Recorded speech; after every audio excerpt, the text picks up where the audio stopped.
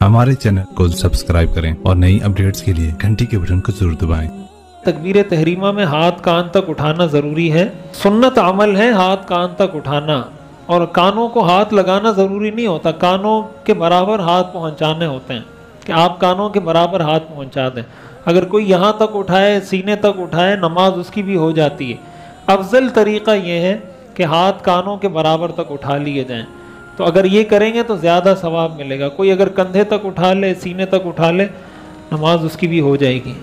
क्या तहज्जुद का टाइम ईशा की नमाज के बाद शुरू हो जाता है? अगर उठना यकीनी ना हो तो 12 बजे पढ़ सकते हैं। और ईशा का वक्त कब तक होता है?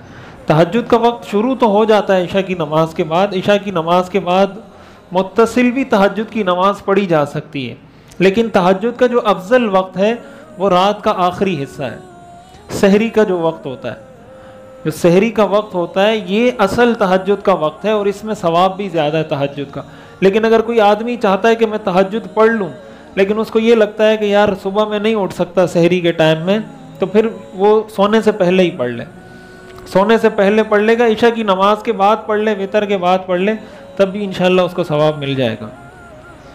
और ईशा की नमाज का वक्त फजर की नमाज तक होता है। जब तक फजर का वक्त शुरू नहीं होता उस वक्त तक ईशा की नमाज का वक्त होता है, सुबह सादिक। लेकिन अगर रात के 3 हिस्से किए जाएं तो आखिरी जो 1/3 है, आखिरी जो तिहाई है, उसमें ईशा की नमाज पढ़ना मकरूह है। उससे पहले पढ़ लेनी चाहिए।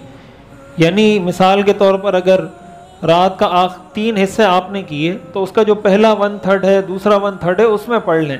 अगर ताख़ीर करनी, मज़ीद ज़्यादा ताख़ीर करना, ये हमारे चैनल को सब्सक्राइब करें और नई अपडेट्स के लिए घंटी के बटन को जरूर दबाएं।